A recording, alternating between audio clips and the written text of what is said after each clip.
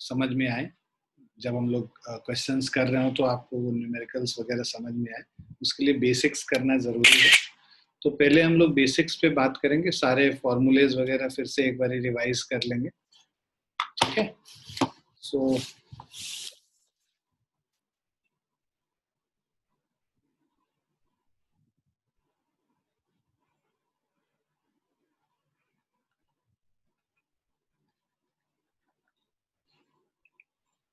सबसे पहले circular motion में एंगुलर वेलोसिटी और एंगुलर एक्सेलरेशन के बारे में जानेंगे। सो एंगुलर वेलोसिटी जो होता है, so angular velocity is represented by omega, right?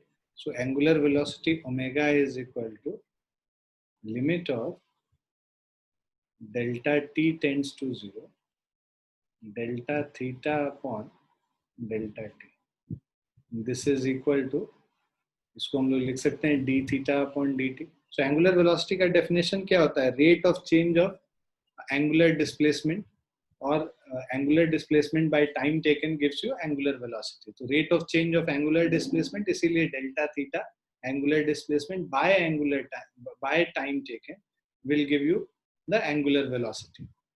अब इसी के बाद होता क्या है, अगर एक ऑब्जेक्ट बॉडी सर्कुलर मोशन में मूव कर रहा है ना, और मतलब डेल्टा थीटा एंगल से ये रोटेट किया है, एंगुलर डिस्प्लेसमेंट इसमें ए पॉइंट से बी पॉइंट तक चला गया, इसका रेडियस आर है, सेंटर ओ है। सो ये डेल्टा थीटा, और कितने टाइम में गया? डेल्टा टी टाइम में गया। So delta theta divided by delta T will give you omega, angular velocity. अब एंगुलर वेलोसिटी के बाद हम लोग एंगुलर एक्सेलरेशन पे आएंगे। So angular acceleration alpha is equal to delta omega by delta t। rate of change of angular velocity is called angular acceleration। so delta omega by delta t, limit delta t tends to 0। so ये हो जाएगा हमारा d omega by dt। Omega को d theta by dt से replace कर लेंगे तो d by dt, और यहाँ ओमेगा के लिए हम लोग d थीटा अपॉन dt कर लेते हैं। so ये हमारा हो जाएगा d2 theta upon dt square, ठीक है। ये हमारा हो गया एंगुलर एक्सेलरेशन।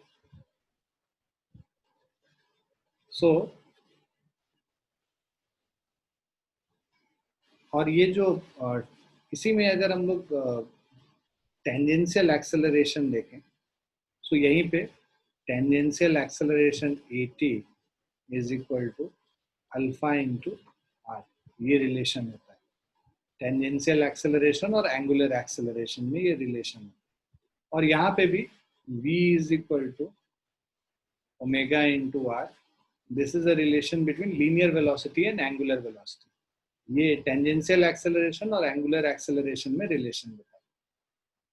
अब जो हमारा नॉर्मल जो इक्वेशन ऑफ मोशन होता है, लीनियर मोशन का, काइनेमैटिक्स में जो करते हैं, वो एंगुलर मोशन या फिर सर्कुलर मोशन में भी सेम सेट ऑफ हम लोग इक्वेशन ऑफ मोशन को लिखते हैं वो, लेकिन हम लोग एंगुलर वेलोसिटी और एंगुलर डिस्प्लेसमेंट के टर्म्स में लिखेंगे और एंगुलर एक्सेलरेशन के टर्म्स में।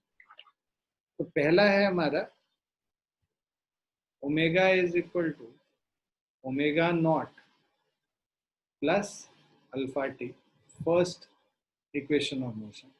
Second is theta is equal to omega naught T plus half alpha T square. इसके अलावा omega square is equal to omega naught square plus 2 alpha into theta। ये these are the three equations of motion in a circular motion, for an object moving in a circular motion। clear है?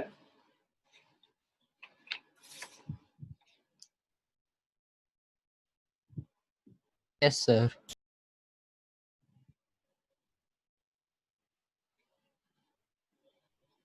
अब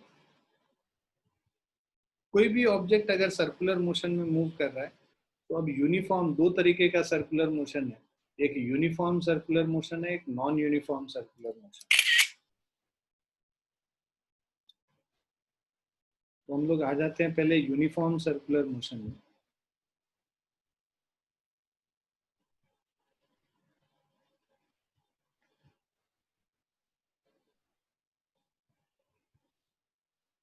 सो uniform circular motion है एक object का,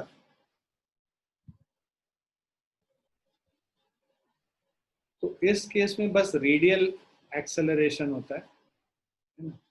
acceleration is only towards the radius, and this acceleration is called centripetal acceleration. So जो object uniform circular motion में move कर रहा है उसमें बस centripetal acceleration and it is directed radially inward direction में, and let's say radius is r and the object is moving with velocity v, so centripetal acceleration ac is equal to v square upon r. Now इसके बाद है non uniform circular motion की अगर हम बात करते हैं,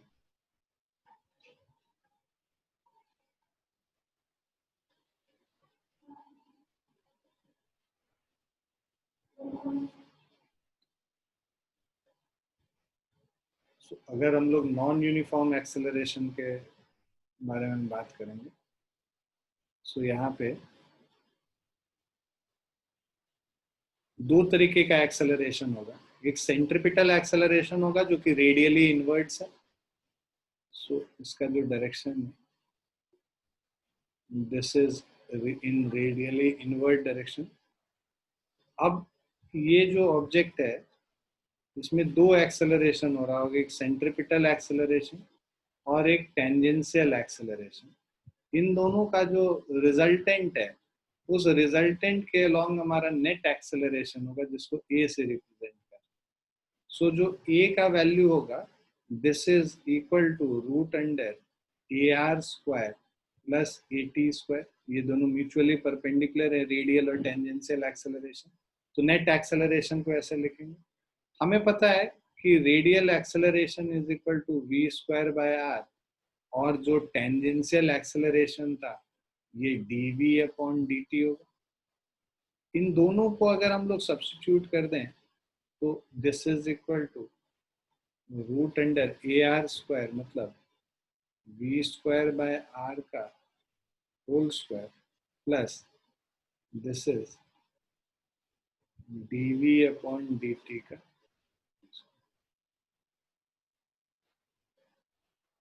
क्लियर है?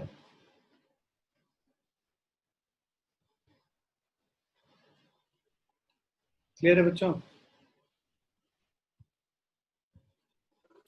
Yes, sir.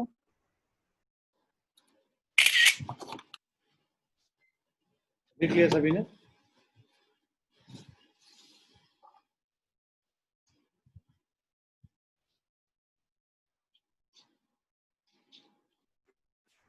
Yes, sir.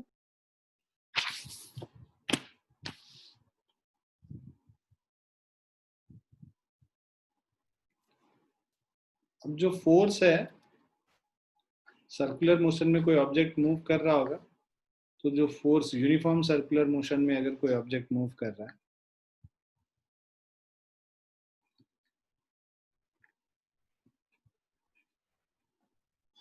so an object moving in uniform circular motion, so there will be a force acting on it in radially inward direction. So mass of the object is m, radius is r, and if it is moving with a velocity v, so centripetal force, so an object moves in a circular motion only because of this force, centripetal force. So centripetal force is equal to mv square by r, and this is in radially inward direction.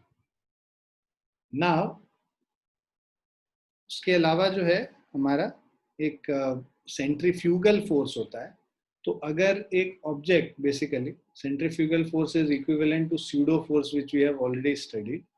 So centrifugal force is a pseudo force. कब act करता है? जब observer non inertial frame of reference में. So उस समय उस पे centrifugal force लग रहा होता है. सो एक ऑब्जेक्ट है,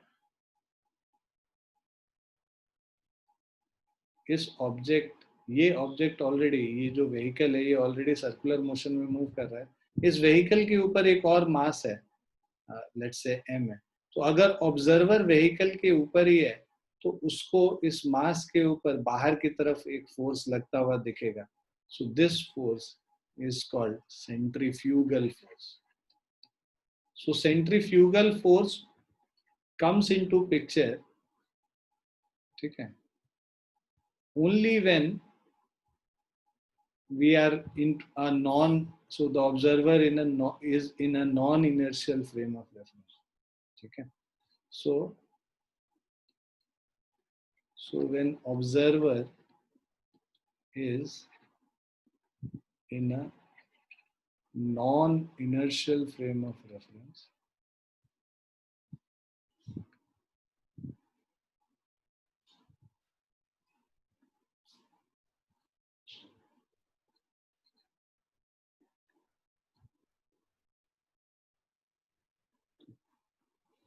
so when the observer is in a non inertial frame of reference, ठीक है, so in that case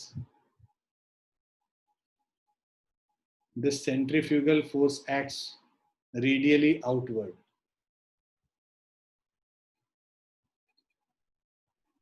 So हमेशा ध्यान रखना, जब ये non inertial frame of reference के रेस्पेक्ट में इक्वेशन लिख रहे होंगे तभी ये फिर हम लोग सेंट्रीफ्यूगल फोर्स लिखेंगे, अदरवाइज बस सेंट्रीपिटल फोर्स ही रहेगा.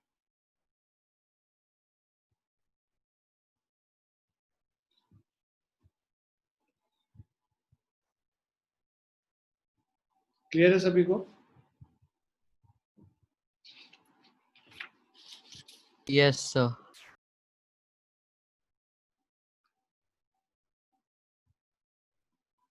लिख लिया सभी ने? Yes, sir.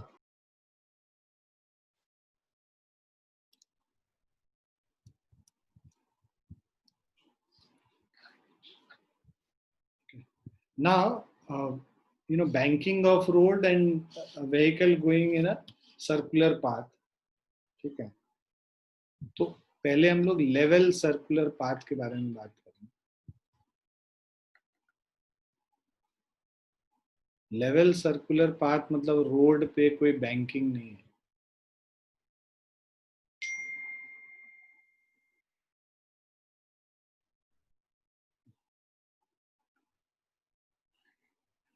So let's say ये सर्कुलर पाथ है, इसमें एक व्हीकल मूव कर रहा है.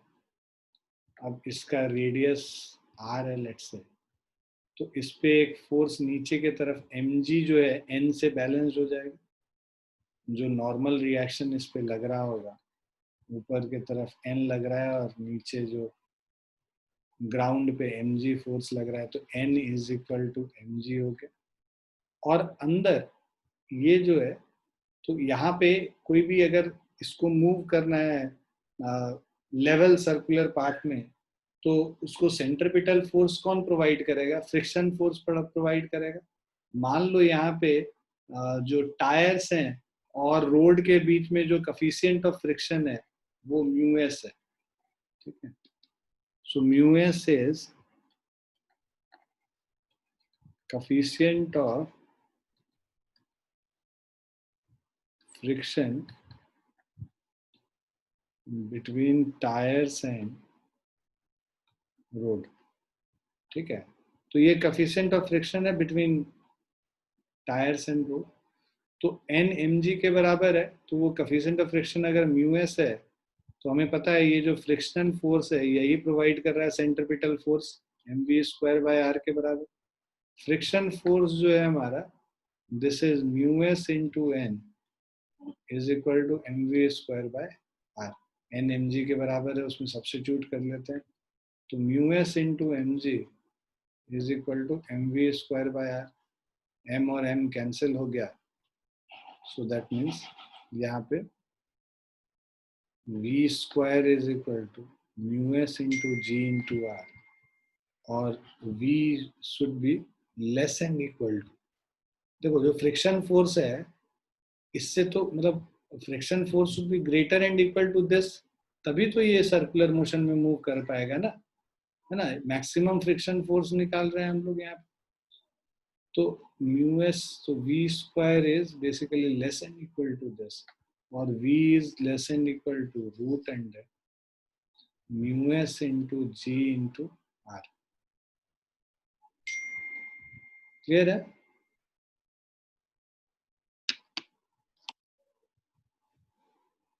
क्लियर है बच्चों? Yes, sir.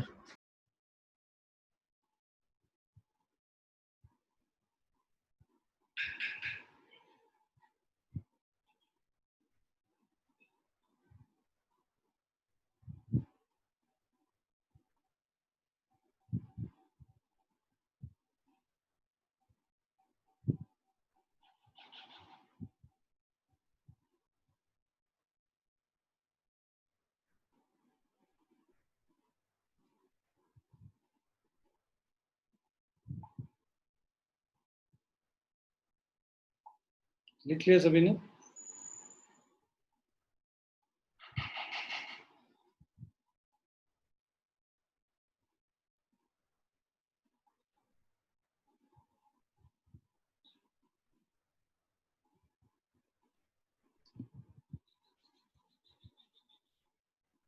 लिख लिया बच्चों? तो मिनिमम वेलोसिटी निकालना होगा यहाँ पे, so v minimum, sorry v maximum निकालना होगा, तो ये क्या हो जाएगा, root under μs into G into R के बराबर हो। इससे ज्यादा स्पीड करेंगे, so if speed is more than this then skid कर जाएगी गाड़ी। So if speed is more than this, more than Vmax equal to root under μs into g into r, the vehicle will skid. Okay, clear है बच्चों? Yes, sir. लिख लिया आप लोगों ने? सर 1 सेकंड लिख रहा हूँ।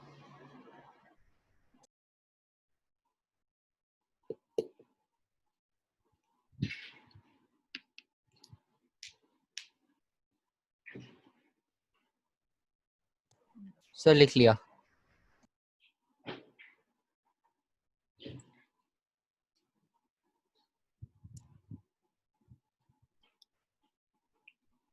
इसके बाद हम लोग बैंकिंग ऑफ रोड पे आते हैं।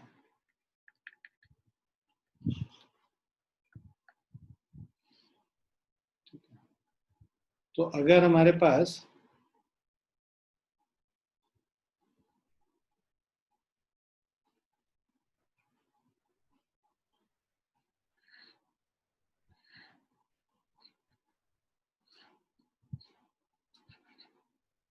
तो ये सर्कुलर पाथ में कोई कोई कार मूव कर रहा है, राइट। तो अब इस पे जो है एक फोर्स mg नीचे की तरफ लग रहा है, नॉर्मल रिएक्शन इधर लग रहा है, ये एंगल थीटा है। अब n के 2 कंपोनेंट होंगे, ठीक है। सो एक हो जाएगा ये n साइन थीटा, और दूसरा ऊपर जो हो जाएगा this is n cos theta. Clear है? अब ये जो n कॉस थीटा है ये बैलेंस हो रहा है mg से, और जो n साइन थीटा है, यहाँ पे बैंकिंग ऑफ रोड में हम लोग एज्यूम करते हैं कि फ्रिक्शन अगर 0 भी है तो भी क्या स्पीड है जिससे कि ये सर्कुलर मोशन में मूव कर सकता है कोई भी ऑब्जेक्ट।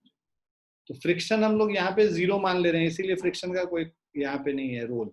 जो भी सेंट्रिपिटल फोर्स है वो कौन प्रोवाइड कर रहा है? ये n sin थीटा का जो कंपोनेंट है वो सेंट्रिपिटल फोर्स प्रोवाइड कर रहा है। तो ये जो हमारा n sin थीटा हो जाएगा, सेंट्रिपिटल फोर्स मान लीजिए v स्पीड से ये जा रहा है ऑब्जेक्ट, तो mv स्क्वायर बाय r हो जाएगा, जो रेडियस है इसके रोड का, सर्कुलर पाथ का जो रेडियस है। और n cos थीटा जो है, n cos थीटा ये mg के बराबर होगा। दोनों को डिवाइड कर देंगे, फर्स्ट है सेकंड है, तो अगर फर्स्ट इक्वेशन से सेकंड इक्वेशन को डिवाइड कर देंगे तो हमारे पास आ जाएगा n sin theta upon n cos theta is equal to mv square by r divided by mg।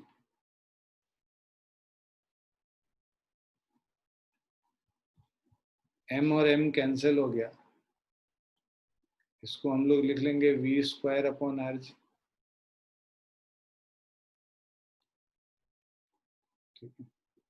So that means tan theta is equal to v square upon R ji.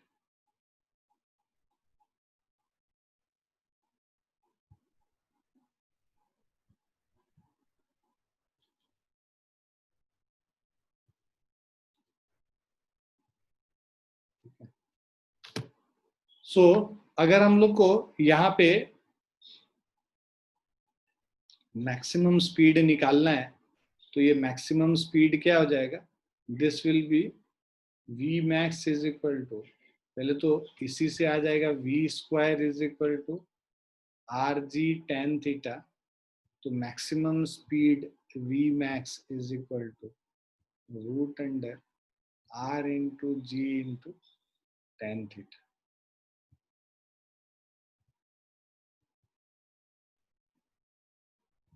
Is it clear?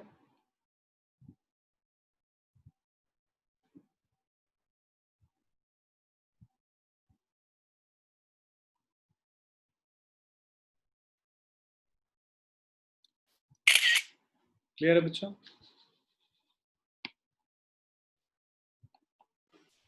Yes, sir.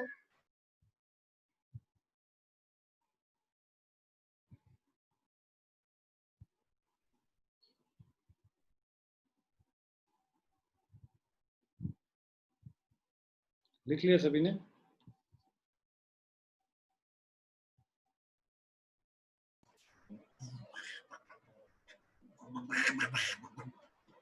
Yes, sir.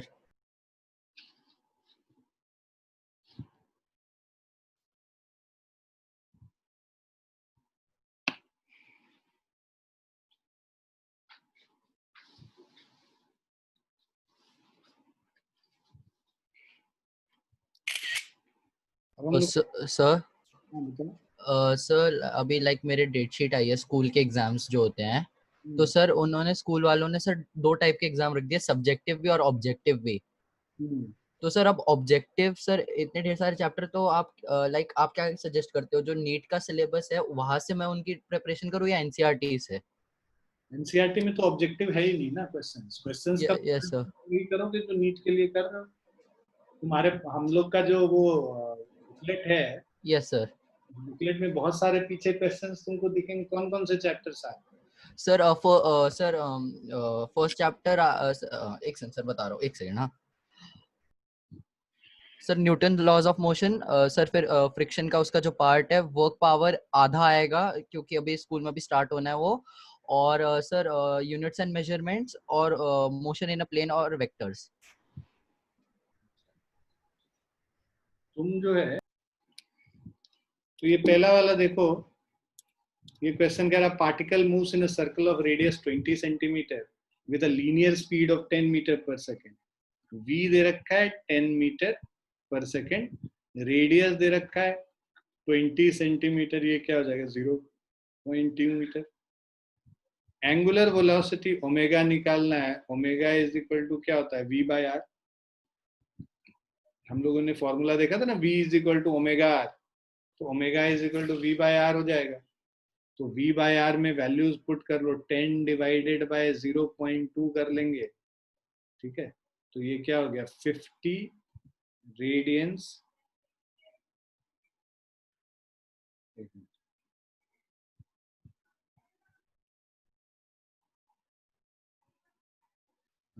50 radians per second.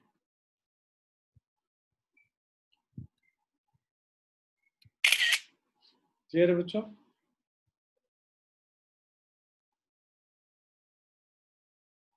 Yes sir. लिख लिया ना सबने?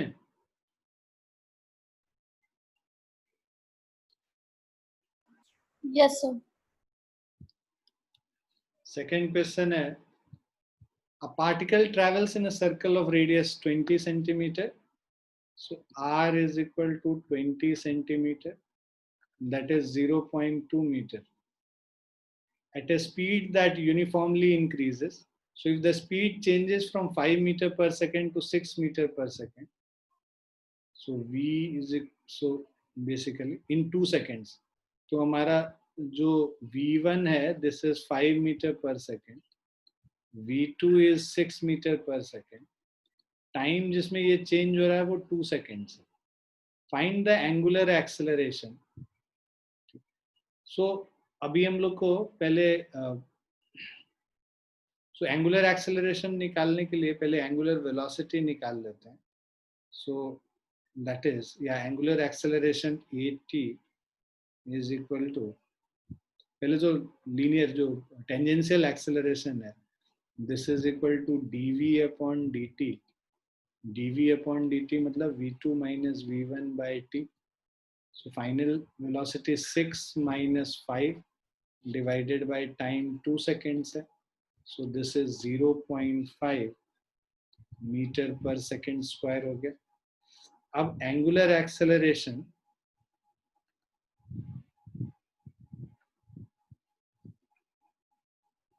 angular acceleration alpha is equal to, इसको हम लोग लिख सकते हैं a tangential divided by r. So tangential acceleration is 0.5, radius is 0.2. So this will be 2.5 radians per second square.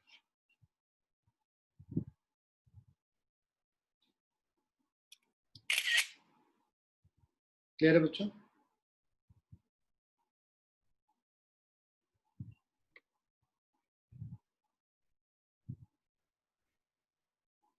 Yes sir.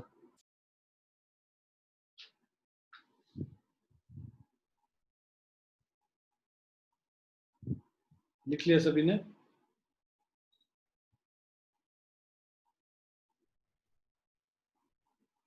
Yes sir. Find the magnitude of the linear acceleration of a particle moving in a circle of radius 10 centimeter. हम लोग को linear acceleration का value निकालना है, 10 centimeter with uniform speed completing the circle in 4 seconds. तो एक circular motion में object move कर रहा है और कंप्लीटिंग द सर्कल, तो v is equal to uniform speed पहले निकाल लेंगे और v is equal to 2 pi r upon t हो जाएगा. 2 pi r means 2 into 3.14, radius 0.1 हो गया और टाइम 4 सेकेंड्स हो जाएगा. So this is 2 into 3.14 into 0.1 divided. So this is 0.157 metre per second. v का वैल्यू निकल गया, ठीक है. अब जब v का वैल्यू निकल गया तो जो एक्सेलरेशन, रेडियल एक्सेलरेशन, क्योंकि यूनिफॉर्म सर्कुलर मोशन है इसमें बस रेडियल एक्सेलरेशन होगा ar. So this is equal to v square by r. So this is 0.157 का whole square divided by 0.1.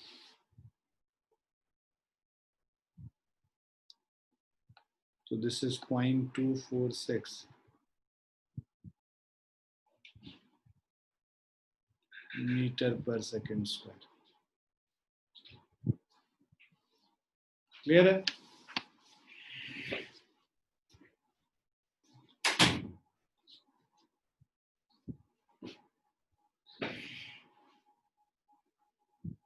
Clear है बच्चों?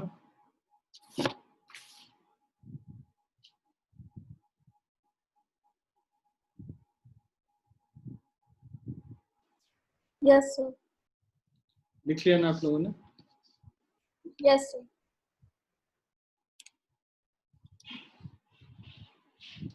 Fourth वाला है particle moves in a circle of radius 20 centimeter. Its linear speed is v is equal to 2t, where t is in second and v is in meter per second.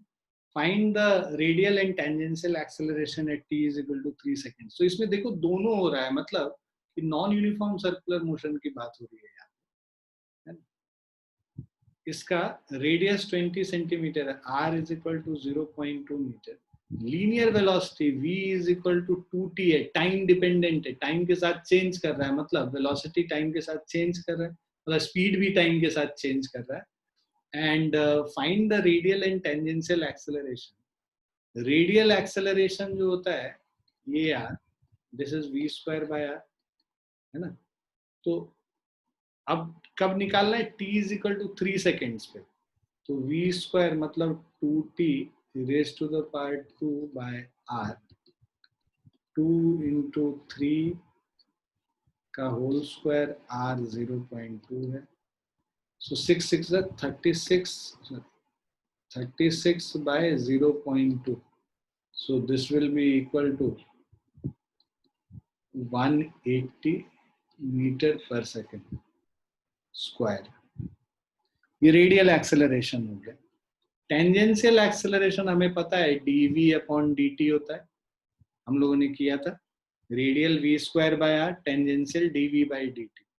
So this is equal to, इसको differentiate कर दो, differentiation of 2t with respect to time t. So ये हो जाएगा 2 into 1. So this is 2 radian 2 metre per second square. ये tangential acceleration होगा. ठीक है. अब इसी में अगर तुमसे नेट एक्सेलरेशन पूछता तो इसको हम लोग क्या करते हैं? रूट अंडर टेंजेंशियल एक्सेलरेशन का whole square plus radial acceleration का होल स्क्वायर, ऐसे निकाल लो.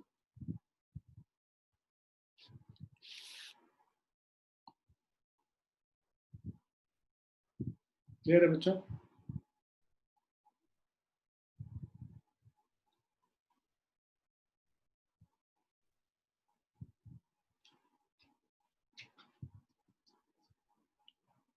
लिख लिया सभी ने?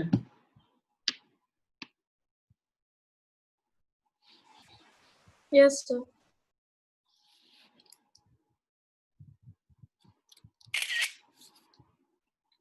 नेक्स्ट पे चलते हैं. Small block of mass 100 grams moves with a uniform speed in a horizontal circular groove with vertical side walls.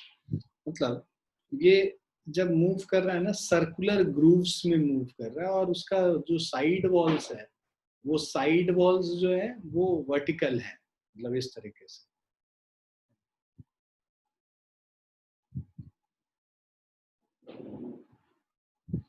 Now the mass is equal to 100 grams.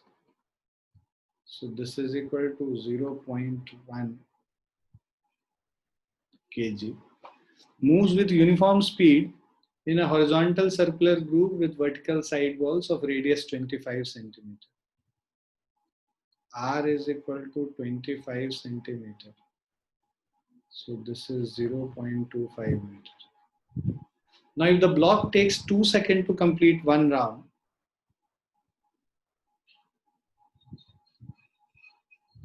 find the normal contact force by the side wall of the groove. So normal contact force is radially inward, right? और ये जो normal contact force है, यही तो इसको centripetal force provide करेगा. तो N is equal to क्या हो गया? mv square by r के बराबर. पुट कर लो वैल्यू 0.1 इंटू वी स्क्वायर। अच्छा, इसका रेडियस है 25 centimetre, r is equal to 25 centimetre, 0.25 metre हो गया। 2 second to complete 1 round, time जो पूरा एक राउंड में 2 सेकेंड लगता है, तो v is equal to 2 pi r upon t। So 2 into 3.14 into radius 0.25 upon time 2 हो गया। So this is equal to 3.14 into 0.25. So this is 0.785 metre per second. इसको यहाँ पे डाल देंगे 0.785 का whole square divided by radius is 0.25। So 0.785 square into 1 divided by 0.25, 0.246. So 0.246 Newton हो गया। क्लियर है?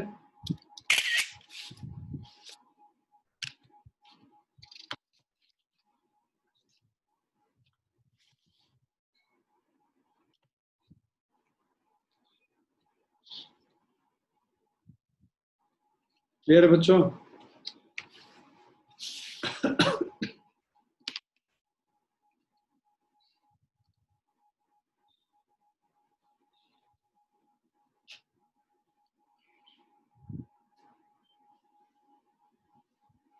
लिख लिया सभी ने? Yes, sir.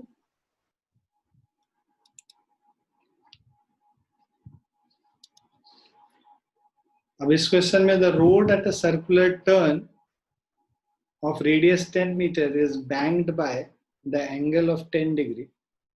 तो देखो यहाँ पे बैंकिंग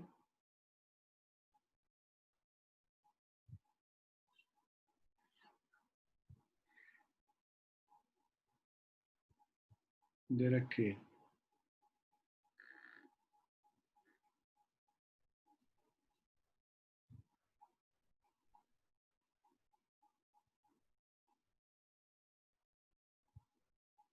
ये n cos थीटा है, ये n है, mg है, और ये n sin थीटा है। सो हमें निकालना है with what speed should a vehicle move on the turn so that the normal contact force is able to provide the necessary centripetal force। तो हमें necessary centripetal force n sin theta किससे मिल रहा है? n sin theta हमें necessary centripetal force provide कर रहा है mv square by r के बराबर। n cos थीटा जो है ये mg के बराबर है। डिवाइड कर देंगे अगर फर्स्ट को सेकंड से, so 1 divided by 2 will give you tan theta is equal to mv square by r divided by mg। So this is equal to v square by rg।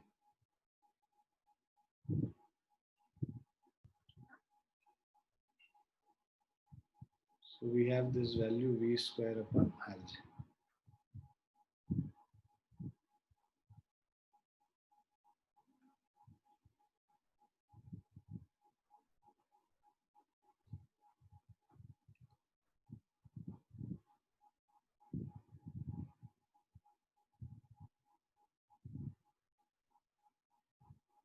So आपको निकालना है with what speed this moves। So v square is equal to rg tan theta हो गया, v is equal to root under rg into tan theta।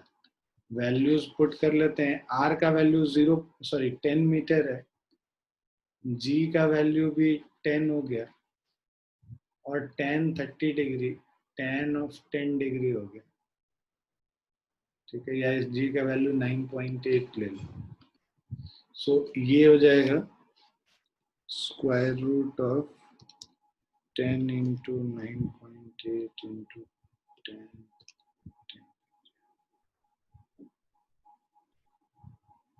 So this is 4.4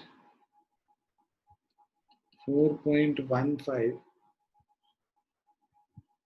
meter per second.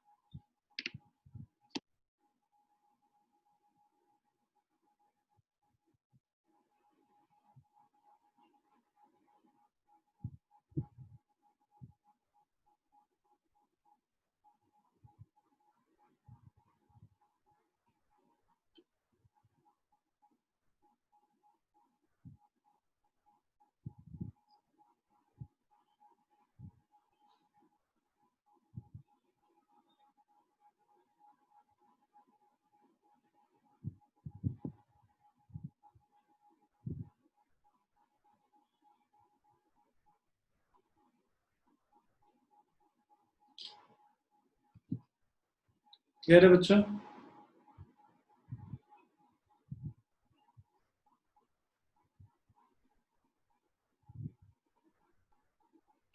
लिख लिया सभी ने? Yes sir.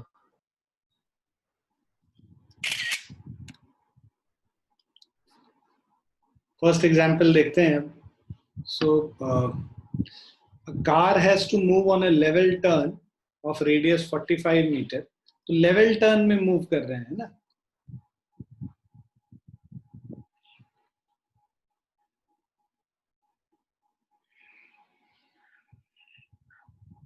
So car is moving on a level turn of radius 45 meter. If the coefficient of static friction between the tire and the road is 2.0, so mu s is equal to 2. Find the maximum speed the car can take without skidding, right? तो हमें v maximum निकालना है। अब देखो, जो ये तब तक स्किड नहीं करेगा जब तक ये जो फ्रिक्शन फोर्स टायर और इसके बीच में जो है वो उसको नेसेसरी सेंट्रीपिटल फोर्स प्रोवाइड कर रहा है। तो फ्रिक्शन फोर्स हमने देखा था म्यू एन के बराबर होता है। So the friction force mu N should be greater and equal to M V square by R. ये जो फ्रिक्शन फोर्स है should be greater and equal to the centripetal force. So mu mg should be greater and equal to mv square by r. M और m cancel हो गया। So v square should be less and equal to mu gr, और v should be less and equal to root under mu gr. So that means v is less and equal to root under mu का value 2 है, g का value यहाँ पे 10 ले लेते हैं और r का वैल्यू 45 है। तो 45 to 900 root 30 meter per second. So v should be less and equal to 30 meter per second. Kilometre per hour में कन्वर्ट करना हो अगर तो 3 into 18 by 5. So this is 108 kilometre per hour के स्पीड से, कम स्पीड से मूव करेगा तब स्किडिंग नहीं हो। ठीक है।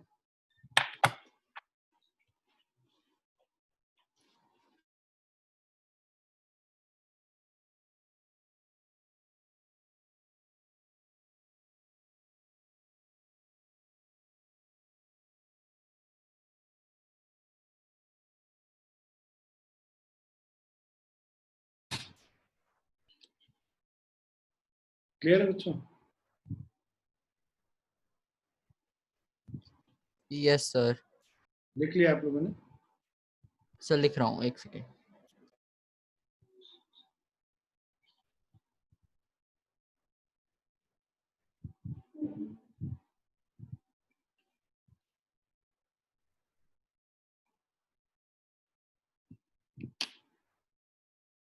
लिख लिया sir.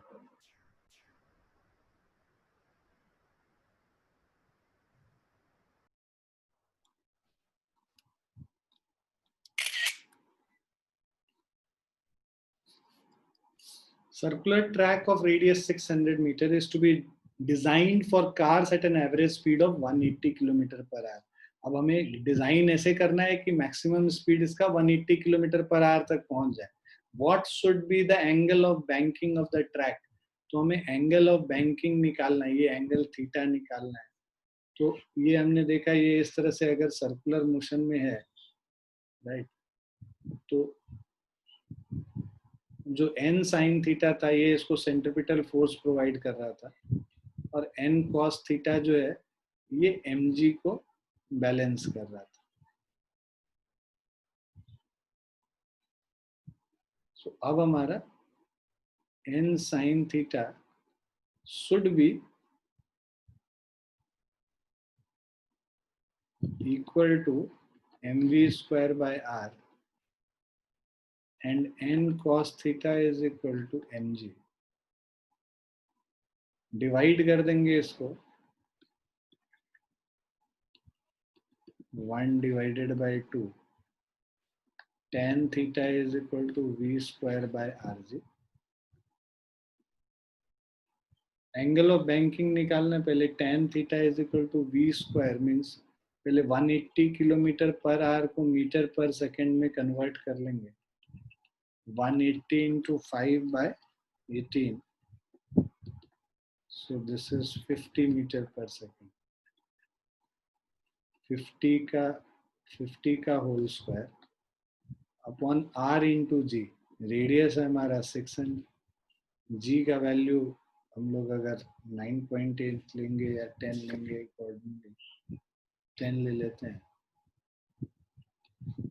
So this is 2500 by 600 into 10. So this is 5 by 12. So theta is equal to tan inverse of 5 by 12. So this will be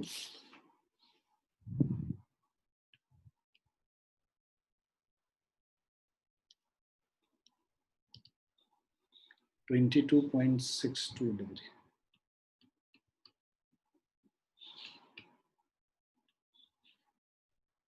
Clear है?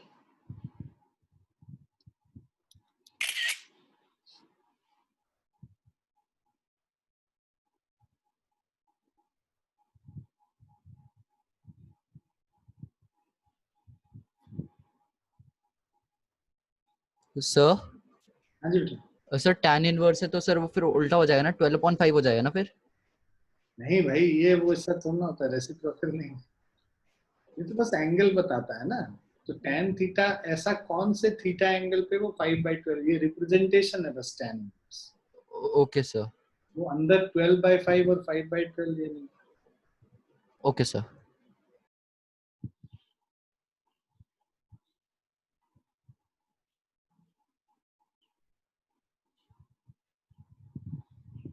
फाइव बाई 12 को तुम क्या करोगे कि पहले कैलकुलेट कर लोगे. 5 by 12 आता है, थीटा इज इक्वल टू हो जाएगा tan इनवर्स 0.416. अब या फिर इसको ऐसे ही रखो, tan थीटा इज 0.416. अब तुम्हारे पास एक ट्रिग्नोमेट्रिक टेबल होता है. उस ट्रिग्नोमेट्रिक टेबल में पीछे आप एंगल्स के वैल्यूज दिए हुए होते हैं. मतलब tan थीटा का दिया होगा कि tan थीटा 0.416 कब होगा, थीटा का वैल्यू दिया होता है एक लाइन से. तो तुम उसको चेक करोगे, टेबल में देखोगे 0.416 कब आ रहा है, तो उसके हिसाब से थीटा. Okay sir.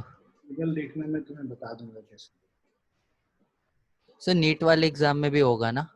हाँ, टेबल मिलता है. Okay sir.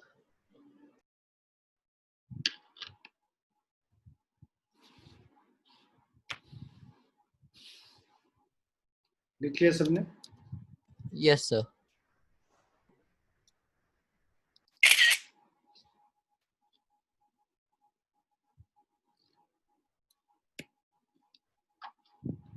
थर्ड क्वेश्चन पे आते हैं. ये कह रहा है particle of mass m is suspended from a ceiling through a string of length l. तो सीलिंग है, इसमें से लेंथ l एक स्ट्रिंग है, the particle moves in a horizontal circle of radius r. तो ये एक हॉरिजॉन्टल सर्कल में रेडियस r में a particle is moving. Find the speed of the particle and the tension in the string.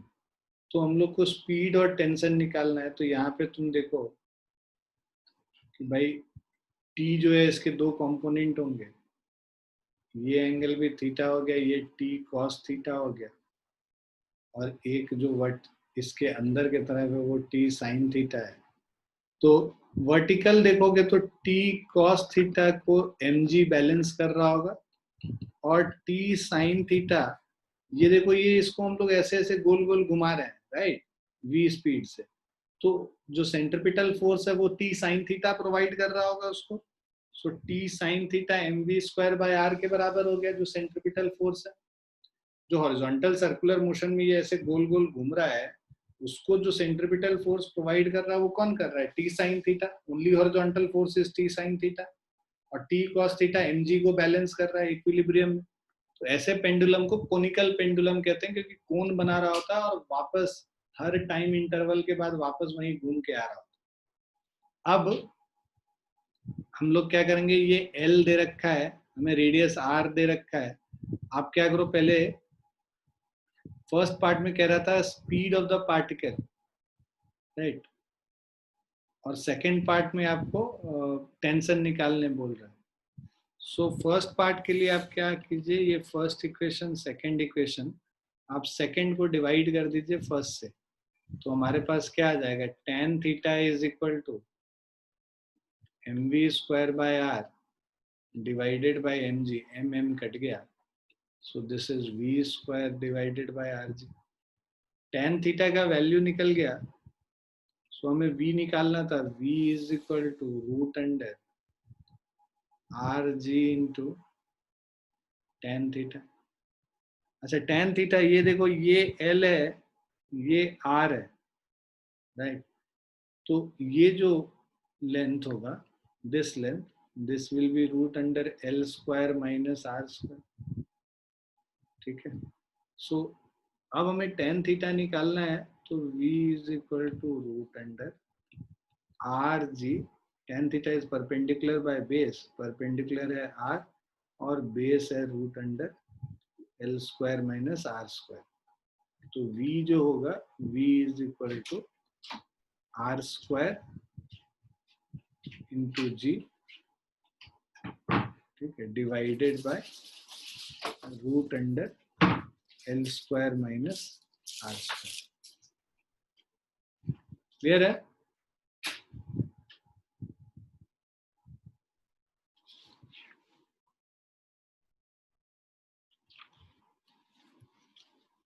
Clear है बच्चों? Yes sir. Second part आपको कह रहा है कि टेंशन निकाल लें. तो फर्स्ट इक्वेशन से फ्रॉम 1 हमारा t इज इक्वल टू क्या हो जाएगा, mg by cos theta.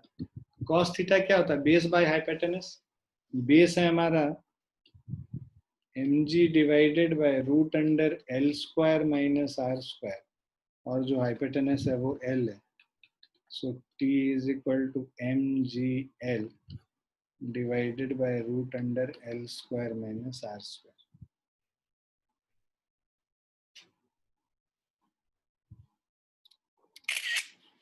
Clear है?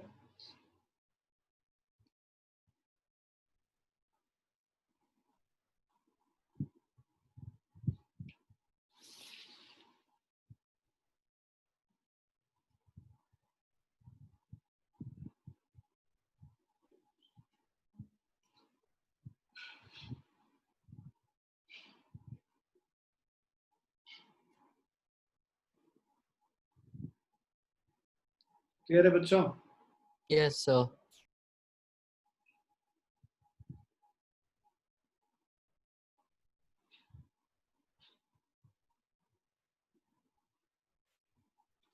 लिख भी लिया सबने? एक सेकंड लिख रहा हूँ.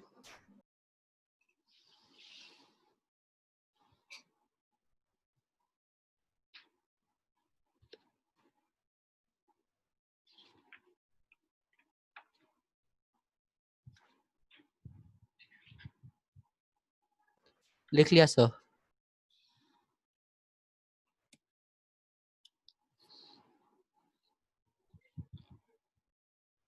ये जो क्वेश्चन है, one end of a massless spring of spring constant 100 Newton per meter and natural length 0.5 meter is fixed and the other end is connected to a part of mass 0.5 kg lying on the frictionless horizontal table. The spring remains horizontal if the mass is made to rotate at an angular velocity of 2 radian per second. Find the elongation of the spring. पहले जो था, let's say हमारा spring जो है इस तरह से एक मास पे कनेक्टेड था, स्टेशनरी था।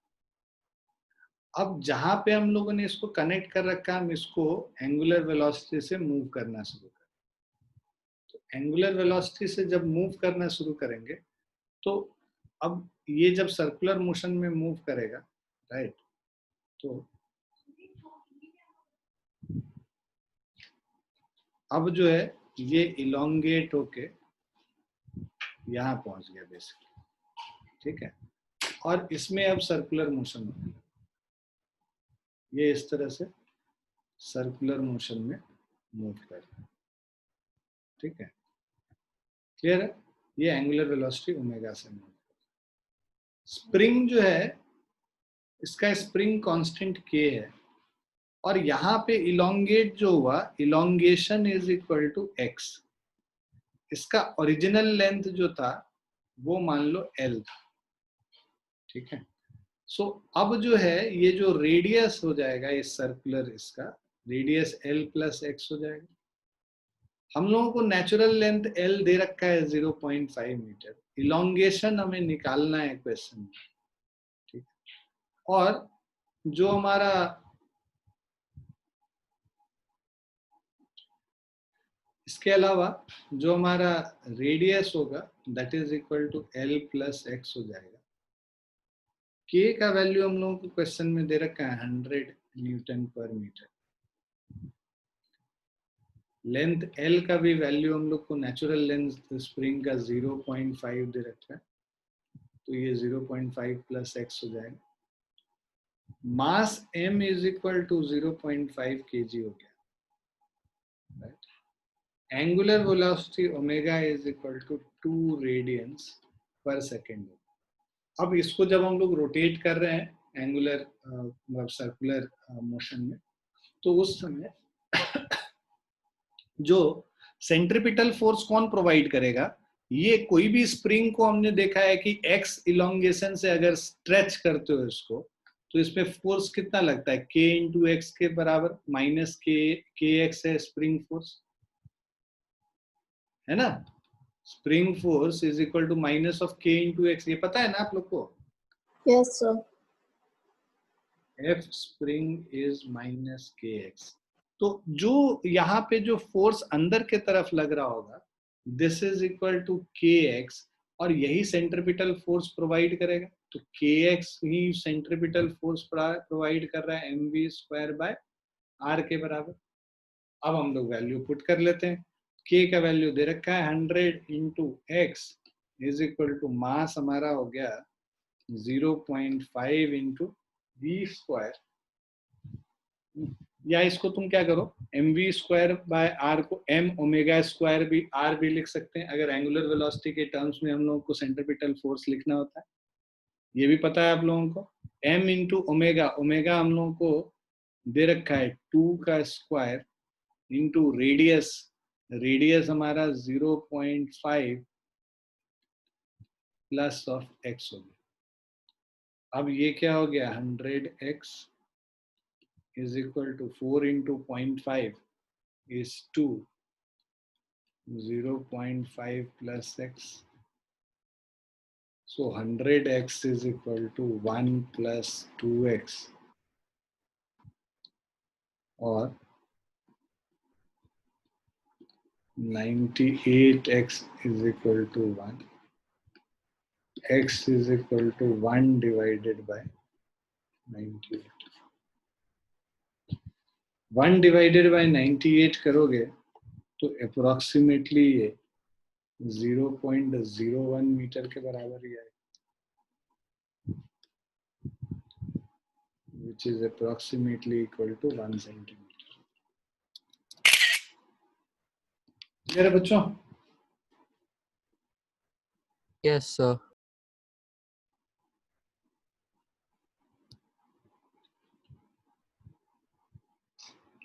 तुम्हारा काम है, मैं अभी डाल भी दूंगा ग्रुप में, तुम्हारा जो यहाँ एचसी वर्मा में ऑब्जेक्टिव 1 और ऑब्जेक्टिव 2 करके 2 एक्सरसाइज, ऑब्जेक्टिव 1 और ऑब्जेक्टिव 2, ये दोनों करने हैं सर्कुलर मोशन वाले, जो आज हम लोगों ने किया। उसके अलावा तुमको एक्सरसाइज जो हम अभी बता रहे हैं वो एक्सरसाइज भेजेंगे हम। आप लोग के पास तो बुकलेट है ही, आप उसमें से देख लेना, बट वो मैं डाल भी दूंगा ग्रुप में, जिससे सबको पता रहे कि क्या करने के लिए बोला गया। ठीक है? Okay, sir.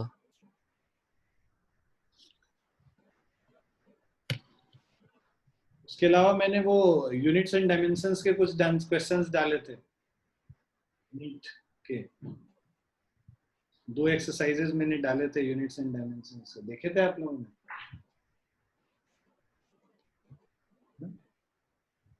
आना बताओ, देखा कि नहीं, मतलब क्वेश्चन देखा कि नहीं, कि भेजा है, ये सब कुछ देखा था? नहीं No, sir.